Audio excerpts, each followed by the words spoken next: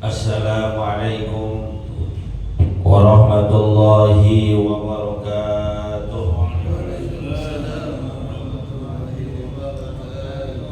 Bismillahirrahmanirrahim. Alhamdulillahi rabbil alamin. Allahumma salli wa sallim ala sayyidina Muhammadin wa ala alihi wa sahbihi ajma'in, amma ba'du. Fa inna asdaqal hadits kitabullah wa khairal hadi hadi sayyidina Muhammadin sallallahu alaihi wasallam, wa syarrul umuri muhdatsatuha wa kullu muhdatsatin bid'ah wa kullu bid'atin dhalalah wa kullu dhalalatin finnar. Subhanaka la ilma lana illa ma 'allamtana innaka antal alimul hakim. Rabbi shrah li sadri wa yassir li amri wahlul 'uqdatam min lisani yafqahu qawli. Amin. Yang sama-sama kita hormati dan muliakan para asatidz, para orang tua, para sesepuh, segenap pengurus dan jamaah Masjid Al-Anwar yang dimuliakan oleh Allah. Alhamdulillah, kita masih bisa hadir di majlis ilmu, majlis kebaikan, majlis yang insya Allah mengantarkan dan memudahkan kita menuju surganya Allah Subhanahu wa Ta'ala. Kita awali pengajian ini dengan membaca suratul Fatihah. Kita niatkan pahalanya disampaikan kepada pengarang kitab yang kita kaji, yaitu Syekh Muhyiddin Abu Zakaria Yahya bin Syaraf An-Nawawi Ad-Dimashqi, juga kepada orang-orang yang telah berjasa mewakafkan harta dan tanahnya untuk kepentingan masjid kita ini, pada orang tua kita, kakek nenek kita, sanak famili, saudara, serta guru-guru kita yang telah meninggal dunia, bil khusus mereka yang pernah menyebarkan ilmunya di tempat kita, di antaranya almarhum almarhumullah Kiai Haji Ahmad Ribian Hidayat Irsyad, almarhum almarhumullah Kiai Haji Abdul Rashid bin Haji Muhammad Siddiq, almarhum almarhumullah Kiai Haji Abdul Rahim bin Haji Muhammad Siddiq, almarhum almarhumullah Kiai Haji Anwar bin Haji Muhammad, almarhum almarhumullah Kiai Haji Abdul Rahman bin Haji Salihun.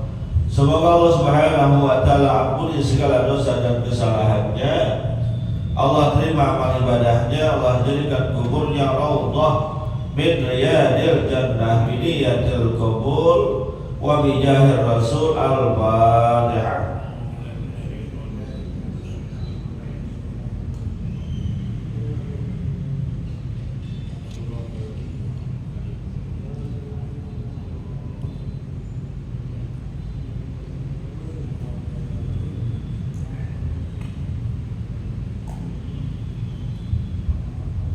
Melanjutkan bacaan kita. Bismillahirrahmanirrahim.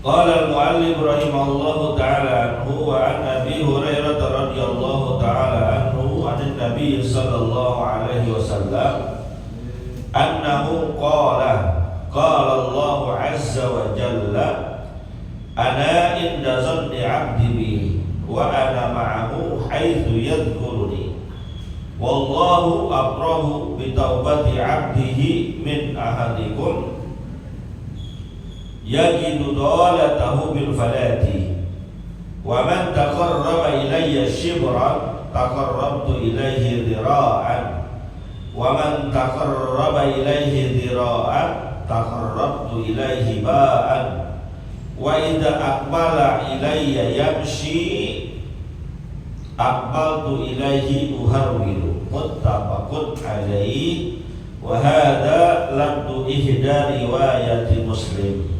Wallahu a'lam. Melanjutkan pembahasan kitab Riyadhus Shalihin pada bab tentang keutamaan mengharapkan dan menggantungkan urusan kita kepada Allah.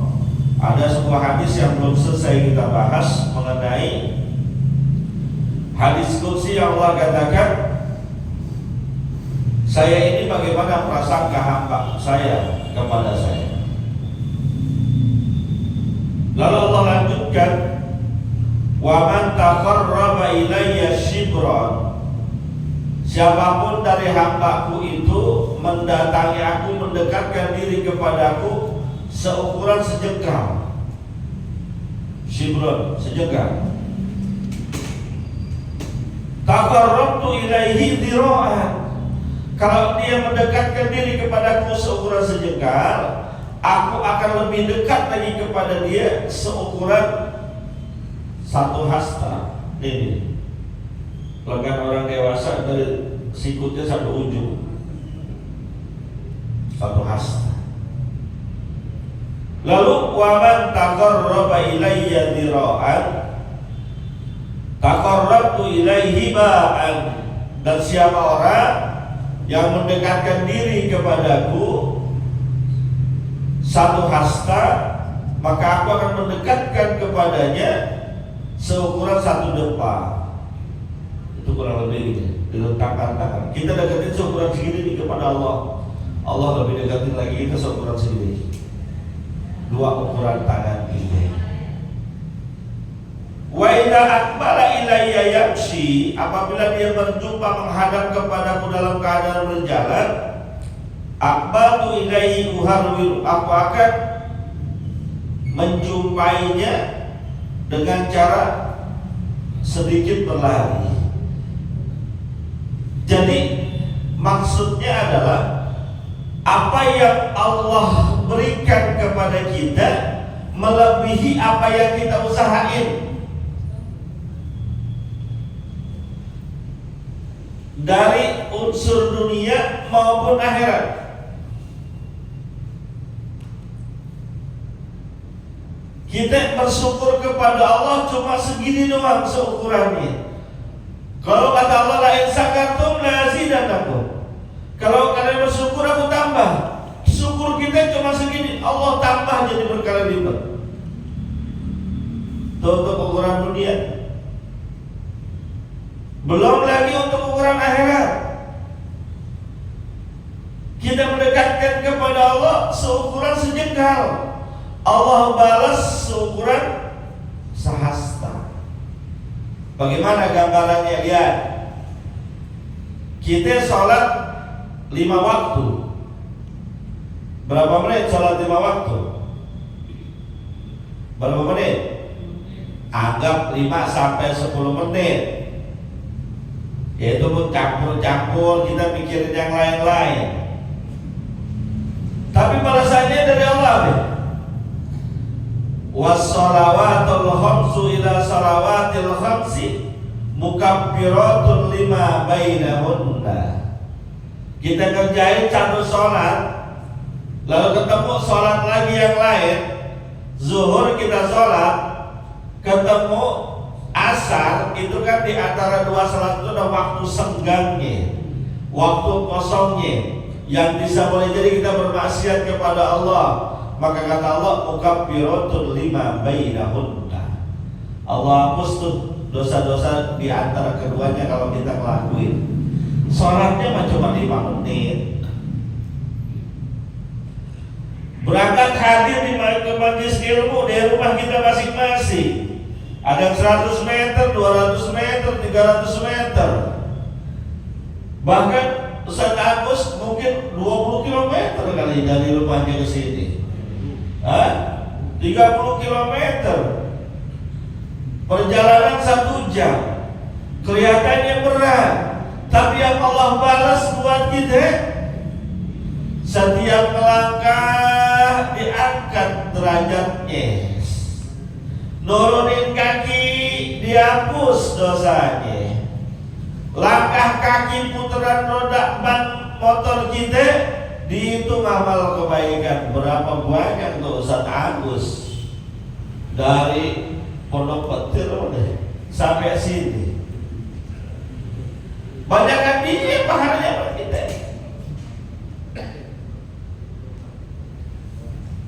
Itu yang jauh, yang dekat, yang 100 meter nyampe sini dengan berjalan kaki kira-kira 100 langkah misalnya, ngangkat, Allah angkat derajatnya 100. Turunin, Allah ampuni dosanya 100. Setiap langkah itu bernilai 100 kebaikan. Allahu Akbar. Hadirnya mah gak lama, cuma 40 menit. Itu juga dapat pangkat.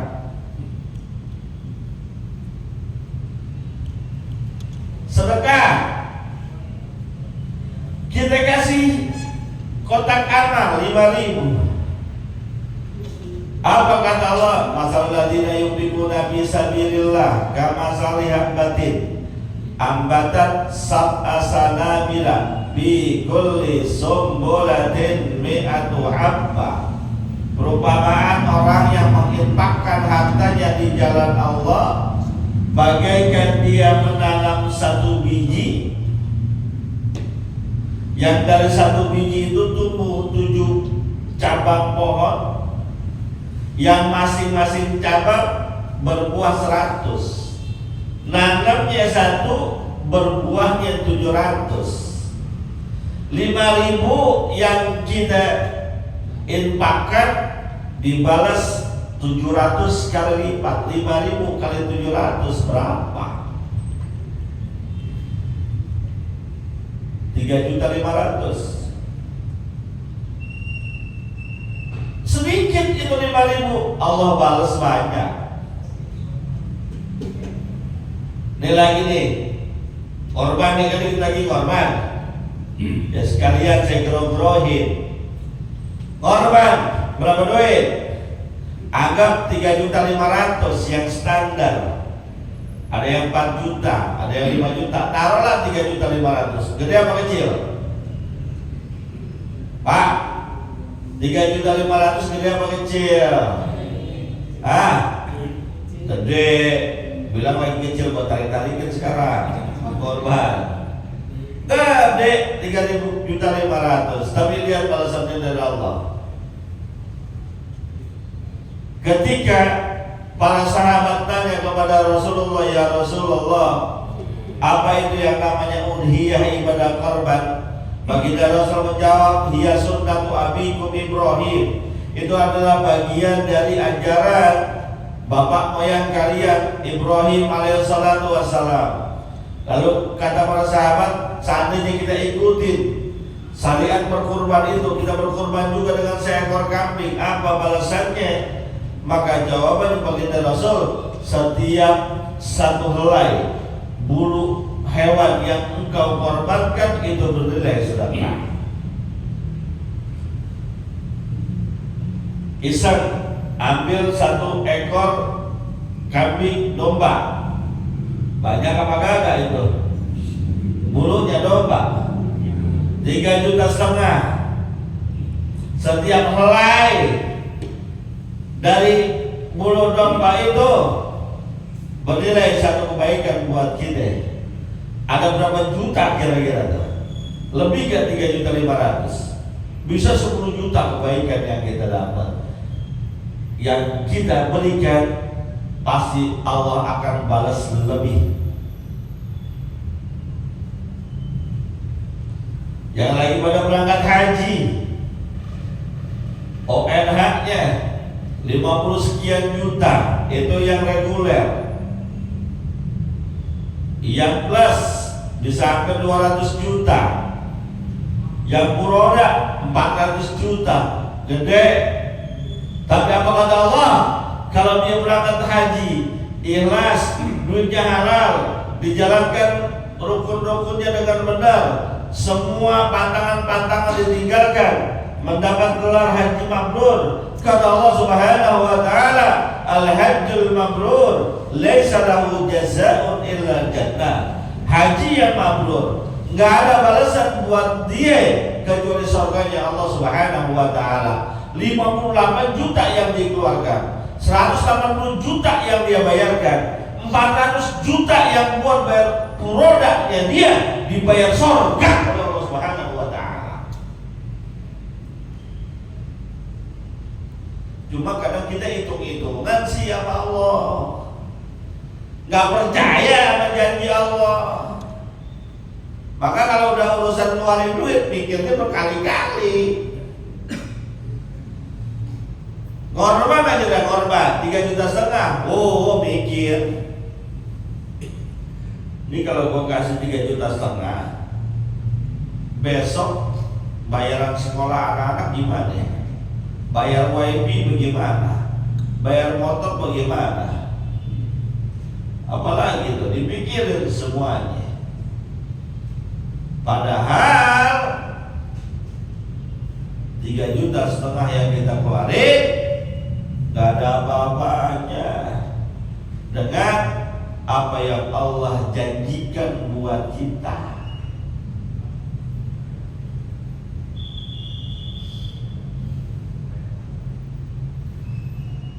Kita kalau udah urusan ngeluarin duit, apalagi yang bentuknya akhirat, mikirnya berulang-ulang.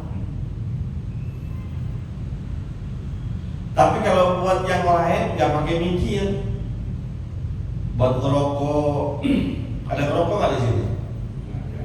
Kagak ada, mana ada ngerokok tuh lagi ngaji. Ntar coba di luar. Kalau udah pernah saya hitung, kita ngerokok sebungkus sehari. Kalau capek bosan saya sebungkus, setengah bungkus, iya. Setengah bungkus sehari, rokoknya apaan? Samsu berapa duit? 25.000. Nah, berapa duit? 20.000. Separohnya 10.000. Sehari setengah bungkus, berarti sehari 10.000. Kali 30 hari 300.000. Kali 12 bulan 3.600.000. Bisa nggak Bang Korban? Lu nggak pakai korban? Buat rokok yang hukumnya minimal makruh dibelain. Buat rokok yang digambarnya ada tenggorokan bolong, kan pemerintah udah kasih tahu tuh, kalau merokok merusak kesehatan, merusak jantung, berbahaya bagi ibu hamil, berbahaya bagi janin, membahayakan kita. Ada yang tenggorokannya bolong, ada yang jantungnya bolong. Udah tahu dikasih tahu begitu, masih lu bela-belain.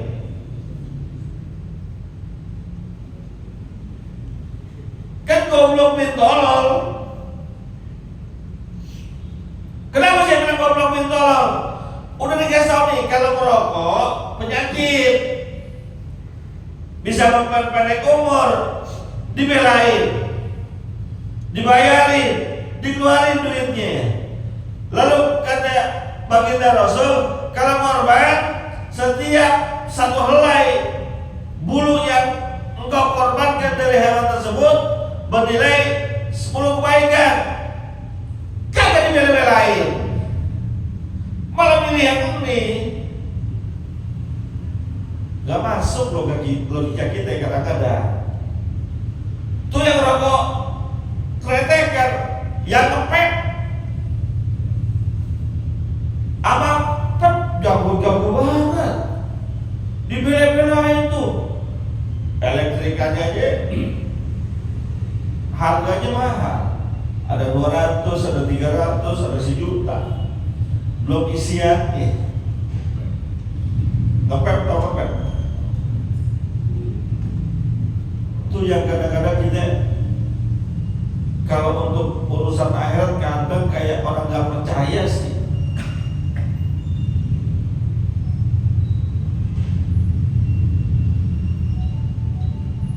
Padahal apa yang Allah berikan buat kita luar biasa.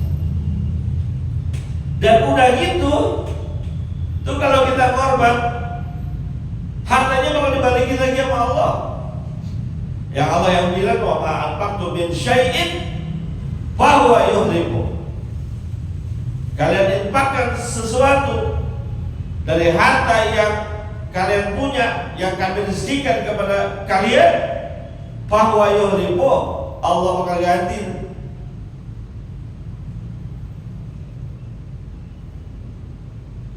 Karena Nabi juga mengatakan, mana qasad malun min shadaqatin bal yazdad gak bakal berkurang harta yang dikeluarkan sedekahnya gak bakal kurang. Bal yazdad. Dan ulang 3 kali. Bahkan bertambah. Yang bilang Nabi. Cuman kita gak percaya. Makanya begini hari pengurus masjid pada puyeng. Puyeng bagaimana? Yang nagih kupon banyak, yang hormat dikit.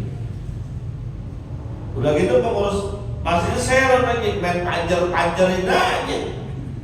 Hampir dua.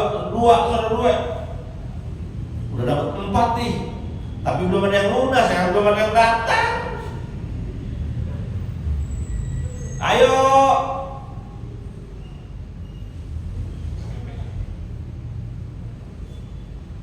Sering saya sampaikan, kurban itu Allah pengen jadikan kita sebagai penduduk surga. Bagaimana caranya? Hakikat orang berkurban itu bukan sekedar hewannya yang dipotong, tapi nafsu serakah kita yang dipotong, jiwa kikir kita yang kita sembelih, yang kita hilangkan. Kenapa harus dihilangkan? Karena di surga gak ada orang pelit. Nabi yang bilang hadis yang sahih, al-bakhilu la yadkhulul jannah. Orang pelit gak bakal masuk surga.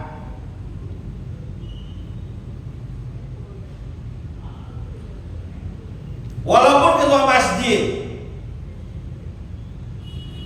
walaupun pengurus masjid, kalau pelit nggak bakal masuk surga.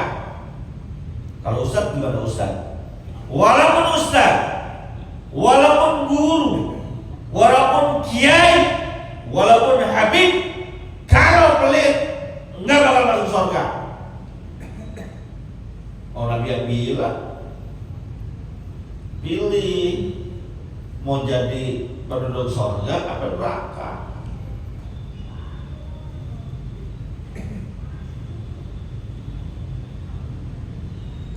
Kan ngakunya pengikut Nabi, pencinta Nabi. Dalam riwayat sejarah kita nggak pernah menemukan kisah bahwa Nabi kita Muhammad SAW pelit, kikir, nahan-nahan itu nggak ada. Baginda Rasul itu nggak betah lama-lama, nyimpen makanan, nyimpen uang di rumahnya. Ada buat cukup dengan keluarga beliau, sisanya bagiin makanan maupun uang. Gak kayak kita. Kita makanan kemarin aja begini hari masih diangetin, betul? Apalagi sebut jengkol. Makin diangkatin makin lepok. Mana baunya kemana-mana. Tetangga mana yang dibagi. Kita itu lagunya tuh ngaku umat Nabi, Sallallahu Muhammad. Ngaku umat Nabi gak cukup dengan sholawatan doang. Ikuti gaya hidup Nabi. Kan kata Allah, laqad kana lakum fi Rasulillahi uswatun hasanah. Sungguh ada buat kalian, bukan buat siapa-siapa, buat kalian yang ngaku umat Nabi, suri teladan yang baik pada diri Rasulullah. Artinya apa yang ada pada Rasulullah, dari yang paling atas sampai yang paling bawah, semuanya ikutin, jangan dipilih-pilih. Kedermawanannya, kesopanannya, tingkah lakunya, akhlaknya, semangat ibadahnya ikutin.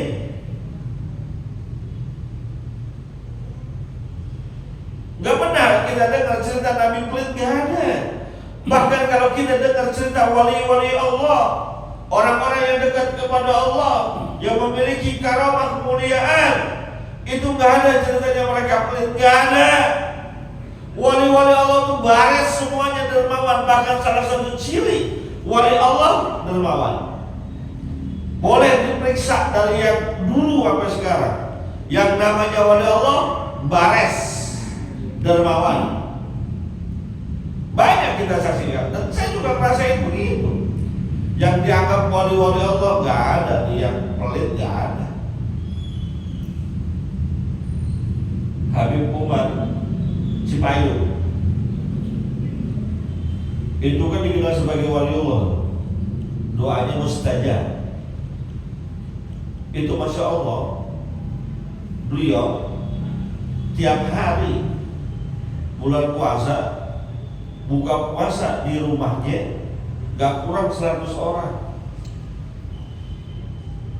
dan menunya gak pernah kagak enak. Nampaknya ada diameternya 1 meter, diameter itu nampak 1 meter. Dibayang lebar banget, isinya daging kalau ayam. Kau tahu? Ya saya mau ke sono. Saya kalau tanggal 27 Ramadan dulu dengan almarhum Pak Usman buka puasa di sono. Kenapa? Karena kalau 27 Ramadan kita harus buka puasa, istirahat di saumnya, di musolanya, sholat tarawih di sono. Habis sholat tarawih zikiran, habis itu dibagi kain. Aku incer kainnya soalnya. Aduh, zaman dulu masih musola belum bagiin kain, belum. Tahun-tahun berapa itu, dermawannya luar biasa. Almarhum almarhumullah Kiai Haji Abdul Halim Ad-Dari, waliyun min auliyaillah, banyak yang mensaksikan kewaliannya. Itu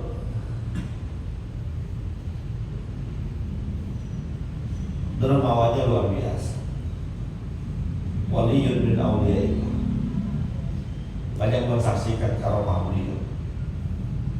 Karena saya sedikit cerita sebagai tahadus bin nikmah itu.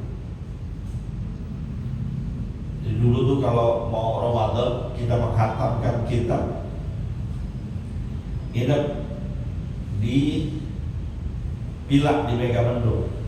Pilaknya punya almarhum Haji Khairuddin. Ada 3 pilak di situ. Pilak utama, terus ada 2 lagi pilak. Itu selepas kajian kitab sampai jam 10, jam 11 kita acara bebas, ngobrol-ngobrol, santai-santai, tidur-tidur. Ini kesaksian kawan-kawan kita yang bareng-bareng dengan beliau, dengan saya itu hadir. Itu ada yang menyaksikan Kiai Habib lagi ngobrol di pinggir kolam, ada yang bilang lagi sholat bareng dia di villa utama, ada yang bilang udah pulang orang subuhnya ada di Arabnya. Bagaimana? Waliyun min auliyaillah. Itu dermawannya, Masya Allah. Dia kalau beli durian nggak pakai 1-2, 1 kol. Kalau kita kan kalau beli durian, ya durian montok itu yang udah sejuring, udah ditutup pakai plastik biar baunya kemana-mana, bawahnya diumpetin, taruh tas, biar nggak apa ya, nggak ke bawah, tetangga nggak tahu. Beliau beli 1 kol, kalau beli itu ditembak aja. Kalau malam Jumat itu kan baca Hizbul Bahar, Hizbul Nasr di rumah beliau. Ketika beliau masih hidup memang banyak yang baca itu, termasuk saya yang berangkat ke sana. Kadang dengan mobil Pak Usman, kadang jalan kaki bolak-balik. Itu tiap malam Jumat motong kambing 2, lagi musim durian, makan durian gitu. Dan mohon maaf nih, saya bukan yang ini deh. Kalau kita kan kalau maulid suka ada duriannya tuh ya. Coba kan duriannya khusus doang, guru-guru satu saat gitu ya. Yang belakang mah kagak dapetan. Biasanya begitu kan. Beliau dan kata guru saya, cemen orang cere, usia remaja saat itu kebagian. Apa dia doyan durian? Loh iya loh gratis kata gitu beliau tuh. Saya ingat banget dengan kawan-kawan saya tuh. Waliyun min awliyaillah jadinya dermawan. Terus kita sekarang ngaku cinta ulama, cinta waliyun min awliyaillah, ngakunya pengikut Rasulullah, rindu syafaat Rasulullah. Beliau orang yang dermawan, orang yang gampang mensedekahkan hartanya. Kita diminta sedekah susah banget. Ada aja urusannya. Puyeng banget nih. Mana pas banget mau korban akhir tahun ajaran, yang kelas 6 anaknya mau ujian jalan-jalan bayar lagi. Habis ujian langsung sekolah, gak dapet di sekolah yang gratis, sekolah swasta bayar lagi, gak korban dulu dah. Ada yang begitu ada? Ada yang begitu? Ada udah mesti ya, jangan pakai pura-pura. Ayo dong, tingkatin level kita, jangan hanya terus-terusan tiap tahun yang bagian dapat kupon mulu. Udah 10 tahun, mohon maaf, 10 tahun kita Idul Adha masih menjadi orang yang kebagian doang kupon, rugi sebetulnya. Kalau tahun ini nggak bisa, tahun depan harus bisa. Tahun depan masih nggak bisa, tahun depannya lagi dong. Kemampuan kita ngumpulin duit berapa sehari? Ayo dah, sehari berapa? 1.000, sanggup nggak? Sanggup nggak sehari 1.000? Beli celengan yang gede. 1.000 sehari, sebulan 30.000. Setahun 360.000. 2 tahun 720.000. 10 tahun 3.600.000. Masa iya 10 tahun karena korban? Ayo kan. Emang mau begitu-gitu juga derajatnya? Mau yang bagian dapat kupon doang, begitu doang? Naik level dong. Dan itu memang harus diusahain, harus dipaksain, dipikirin. Kalau ntar bagaimana nanti aja, kalau duit korban, kan duit yang enggak, ya emang kagak dikumpulin, bagaimana punya duit? Ayo, naik level pak. Pak, mohon maaf, saya tuh kadang suka sedih gitu ya. Ada di antara kita motornya 2, sanggup dikreditin tuh, tapi korban kagak pernah. Kredit motor kan lumayan sekarang, berapa duit? Taruh 700.000 sebulan, 2 dia bisa kreditin. Korban kagak bisa, kan bagaimana itu? Karena Allah udah bilang, emang korban itu bukan urusan bagi-bagi daging, bukan sekedar numpain darah. La yanalallaha luhumuha wala dimauha walakin yanaluhu taqwa minkum. Yang sampai kepada Allah bukan dagingnya, yang sampai kepada Allah bukan darahnya, tapi yang sampai kepada Allah nilai ketakwaan dari kalian. Artinya korban itu urusannya ketakwaan. Makanya lihat sejarah, secara akal, secara logika, gak mungkin seorang ayah mau menyembelih anaknya, gak bakal ada, kecuali orang gila, orang stres. Tapi ketika yang berbicara adalah iman, yang berbicara ketakwaan, ayahnya beriman, anaknya beriman. Nih kalau pengen kita ngerjain ibadah korban, kita kudu beriman, bini kudu beriman, anak juga kudu beriman, biar satu suara. Lihat konsepnya Nabiullah Ibrahim. Ketika dikatakan ya bunayya inni ara fil manami anni azbahuka fanzur madza tara. wahai anak, aku mendapatkan ilham, mendapatkan wahyu dalam bentuk mimpi, dan ini berulang-ulang, bukan sekali. Walaupun ayatnya cuma sekali, tapi dalam penjelasan tafsirnya disebutkan isyarat dari Allah itu untuk menyembelih Nabiullah Ismail yang masih kecil bukan sekali, berkali-kali.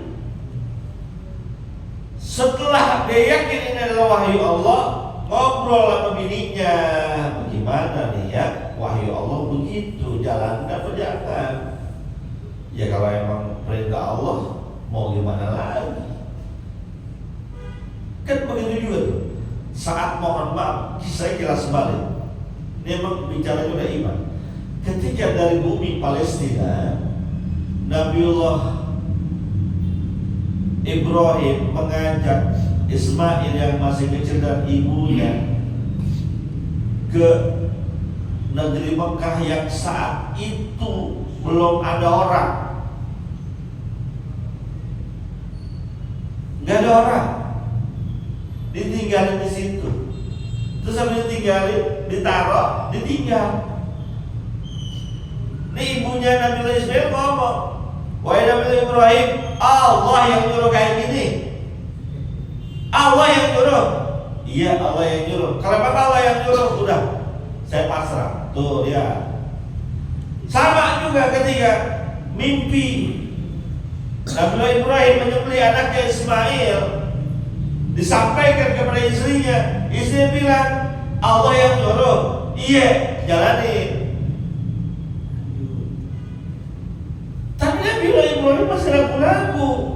Masalahnya anak, dan anak ini adalah yang dinanti-nanti. Dia tanya anaknya, bagaimana pendapatmu? Maka jawabannya, ya abati al-matumar satajiduni insyaallah minas. Kalau emang untuk perintah Allah, kerjain ayah, jangan ragu. Pun kita juga begitu. Duit ngepres cuma 4 juta. Ngobrol sama bini, Bun, ya udah masuk hari raya Idul Kurban nih, banner masjid udah dipasang, panitia udah gerok-gerokin, Ustadz udah galak banget ngingetinnya, Bang Alam udah nanyain mulu, korban kagak. Apa ini kita buat korban aja kali ya, 3,5 juta. Kalau bini yang beriman, jawabannya, ya itu kan perintah Allah, Bang. Ini kan harta titipan, buru-buru dah daftarin, kan begitu ya. Ini bininya emang kurang beriman, timbang ngaji doang, ngajinya ke pojokan. Ustaz ceramah dia ngobrol, enak aja buat korban Bang. Emang lu kagak tahu? Nih handphone gua rusak Bang. Daripada buat korban mendingan beli handphone saya, Oppo 12 Reno.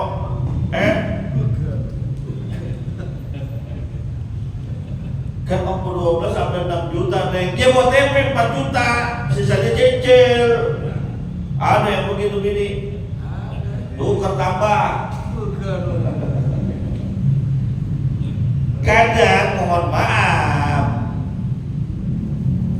kita mau ngerjain kebaikan itu gangguannya dari depan, dari belakang, dari samping, kanan kiri, atas bawah. Kata bini kita, ya nggak apa-apa sih Bang kalau mau korban. Coba anak kita loh, anak kita ngapa? Belum bayaran, berapa bulan? 2 tahun. Parah ini mah. Kalau emang belum bayar 2 tahun jangan korban, bayar-bayaran dulu dah. Sianan gurunya, gajian ketunda. 2 tahun. Emang begitu. Mohon maaf nih yang ngajar di swasta, apalagi yang madrasah, banyak yang nunggak. Ya gue ngalamin, orang gurunya gue kepala sekolah. Gue pernah gak gue kepala sekolah. mau gajian, yang nunggak banyak banget. Mending nunggaknya dikit, 6 bulan, 7 bulan. Ada orang mau lahiran 9 bulan, tinggal siapin nama ibu nih, saya bilang, ya Allah. Ya, habis ditanya sama bini, abang apa sih kepada bayaran bang, siadat kan gurunya saya gak enak juga bang ditegur, di grup. Ya kan kalau guru madrasah ikhlas. Ya, guru madrasah ikhlas deh katanya. Beda pada ikhlas mana profesional. Kalau ikhlas mah ngajar mah ikhlas aja, semua guru insya Allah ngajarnya ikhlas. Tapi yang namanya profesional dibayar sesuai dengan keringat yang keluar, pikiran yang dikerahkan. Beda. Bab ini lo ngomong ikhlas. Ayo dah. Kalau memang kebutuhan urgent kita sudah terpenuhi, sisihin buat korban. Gak ada ruginya. Pak Ustadz, tahun kemarin saya udah korban, masa ini tahun ini korban lagi? Ada yang begitu? Ada yang ngomong ke saya begitu? Tahun kemarin udah Pak Ustadz, masa ini sekarang korban lagi? Korban itu tiap tahun kalau memang ada keluasan rezeki jalanin. Emang begitu? Emang begitu. Pak Ustadz, saya pengen korban, terus saya belum akekah. Iya, saya nanya guru yang mana katanya akekah dulu. Saya nanya yang mana katanya gak apa-apa korban dulu, saya bingung. Terus akhirnya saya gak korban. Ya.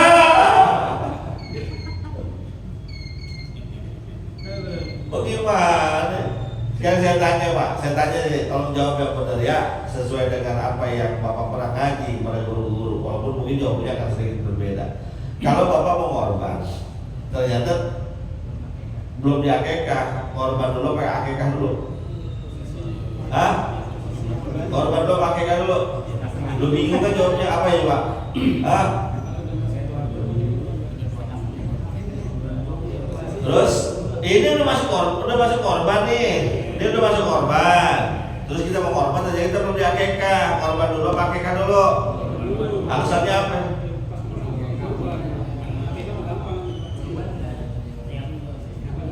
Kalau korban kan udah deket lagi, kalau akekah bisa ntar, kalau besok habis itu korban itu mati, gimana? Kalau saya korban dulu, tapi alasannya bukan yang itu. Kenapa? Korban emang syariatnya buat kita. Kalau akekah yang punya syariat bukan kita, orang tua kita. Urusan dia, ntar dituntut, ya salah dia. Nah, yang wajib mengakekah siapa saya tanya? Babanya. Sekarang ente udah mahkota, terus ternyata kasih tahu dulu waktu zaman susah, lu belum sempet gua akekahin.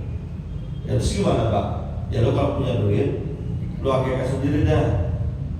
Kalau begitu konsepnya, silahkan mengakekah buat diri kita, tapi hakikatnya yang punya syariat mengakekah itu bukan kita mengakekah anak kita. Biar jelas. Jadi korban aja dulu bapak kita, ntar kita pikirin bagaimana caranya supaya orang tua kita gak punya tanggungan. Kan memang kalau memang gak ada kemampuan, orang tua itu gak wajib jadi akekah. Kalau gak punya kemampuan bagaimana? Zaman dulu udah gak ada, terus sampai sekarang gak ada emang urat susah. Kalau orang urat susah, ya bagaimana? Ya udah. Jadi jangan salah persepsi. Pak Ustadz saya pengen akekah, terus saya pengen korban, terus tapi saya belum akekah. Itu pertanyaan gak usah. Udah berulang-ulang dijawab sama guru, sama kiai, walaupun jawabannya berbeda-beda pendapat. Yang mengatakan akekah dulu. Kalau bagi saya korban dulu. Kenapa? Orang kalau akekah urusan bapak kita, bukan kita. Urusan kita korban. Jadi jamaah sekalian, ayo dah. Ini masih ada waktu berapa minggu? 2 minggu, 3 minggu. Ya, 3 minggu saya doain dah semuanya. Termasuk saya, semoga Allah kasih rezeki. Ya, Allah kasih rezeki supaya bisa korban. Gitu. Kali aja kalau ada masjid itu seragam Persi ya kan. Nah, orang kaya lagi. Gitu. Wah, bapak kesana aja. Mohon maaf nih, saya ganti rugi 5 juta bisa korban kita. gitu ya. Rezeki mah dari mana aja insya Allah. Mungkin ada juga yang begini nih, pengen si korban terus tapi duitnya masih belum kelihatan, masih nyangkut di arisan. Saya doain supaya arisannya keluar. Oh, yang ambil kenceng dia ikut arisan tuh. Saya pengen korban Pak Ustaz, terus kontrakan saya belum masuk. Kalau belum masuk, saya korban. Saya doain supaya kontrakan itu berisi. Saya pengen korban Pak Ustaz, tapi pinjol saya belum cair. Jangan. Korban pakai pinjol. Jangan sampai gitu-gitu amat. Jangan. Ustaz, saya mau korban tapi jual HP boleh nggak? HP siapa dulu? Kan boleh-boleh emang dia tukang konter HP, dia jual HP silahkan. Saya jual HP Pak Ustaz, terus kerjanya itu apa? Nge-grab. Kalau HP lu jual, gua nggak bisa narik, jangan juga. Dia pernah jual HP, pernah jual motor. Jadi syariat ini walaupun sunnah, tapi kita pikir kita usahain. Makanya ayolah saya benar-benar doain semuanya, semoga Allah kasih rezeki daripada korban. Semua bayangin besok pada korban nih, semuanya masih besar masing-masing. Di sini ala luar bisa 10 sapi kita nih, korban semua. Jiwawan 1 ekor, ikan 1 ekor, iya gak? Amin. Ntar saya antarin kalau mau belanja sama Jiwawan sekarang aja. Ya, niatin dulu, masih ada waktu 2-3 minggu niatin yang kuat, yang kencang lah. Berapa banyak orang yang pernah saya ceritakan, berapa banyak orang niatnya kuat banget, kencang banget bisa korban. Saya kan ceritain tuh, iya kan pernah saya ceritain tuh. Ada Om Ra'il almarhum yang suka ngaji sama saya dulu. Ya, itu dia datang ke saya sore-sore, datang ke saya sampai nangis gemeter atau kalau saya cerita tentang beliau itu, masya Allah orang baik banget. Mohon maaf orang susah, kang ampun. Tapi kalau mau puasa, mau lebaran, habis lebaran mikirin saya banget. Dia mau, ya Allah, seharusnya saya yang bawain. Pak Ustaz, dia mau puasa, dia ada sedikit beli buat beras. Mau lebaran dibawain lagi biskuit, habis lebaran dibawain lagi buah. Itu datang ke rumah saya sore-sore, Pak Ustaz saya pengen korban. Ya Alhamdulillah kok, udah ada duitnya apa belum? Belum. Tapi saya punya arisan Pak Ustaz. Tolong bantuin doa supaya arisan saya keluar. Udah baca Fatihah kok. Enggak lama datang lagi ke rumah saya, bawa duit Pak Ustaz, dia tolong hitungin duitnya buat korban. Masya Allah, kok ada kok duitnya? Arisan saya keluar. Emang dia dapat yang terakhir? Enggak lagi.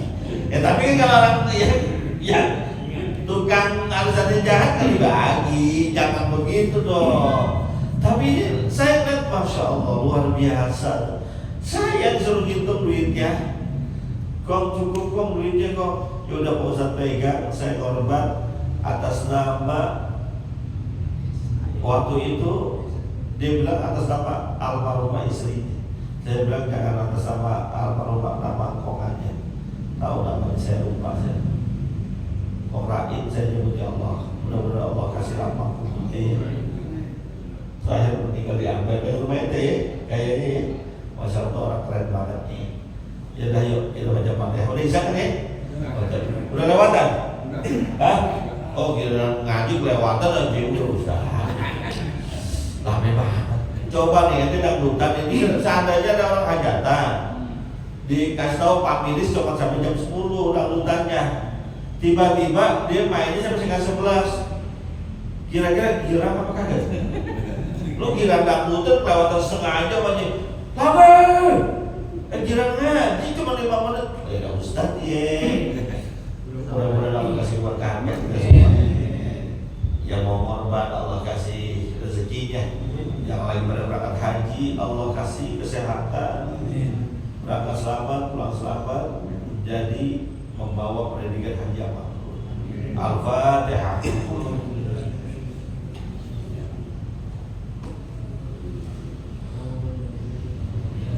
Bismillahirrahmanirrahim. Alhamdulillahirabbil alamin. Allahumma shalli wa sallim ala sayyidina Muhammad wa ala ali sayyidina Muhammad. Allahumma inna lillahi wa inna ilaihi raji'un.